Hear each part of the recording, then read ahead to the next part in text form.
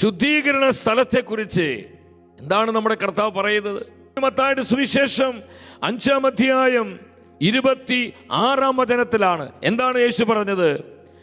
അവസാനത്തെ ചില്ലിക്കാശും കൊടുത്തു വീട്ടുവോളം നീ അവിടെ നിന്ന് പുറത്തു വരികയില്ലെന്ന് സത്യമായി ഞാൻ നിന്നോട് പറയുന്നു. നമ്മുടെ കർത്താവ് പറഞ്ഞ ഈ വാക്കുകള് പല സഭാ പണ്ഡിതന്മാരും ദൈവശാസ്ത്രജ്ഞന്മാരും ശുദ്ധീകരണ സ്ഥലത്തോട് ബന്ധപ്പെട്ട് സ്ഥിരീകരിക്കുകയാണ്.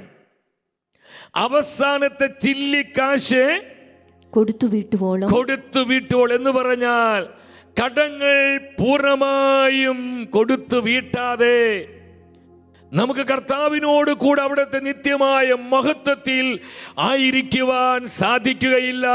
വീണ്ടും ഇതിനോട് ബന്ധപ്പെട്ടതിനെ കർത്താവ് പറഞ്ഞു ലൂക്കായുടെ സുവിശേഷം 12-ാം അധ്യായം 59-ാം വചനത്തിൽ. അവിടെ എന്താ യേശു പഠിപ്പിച്ചത്?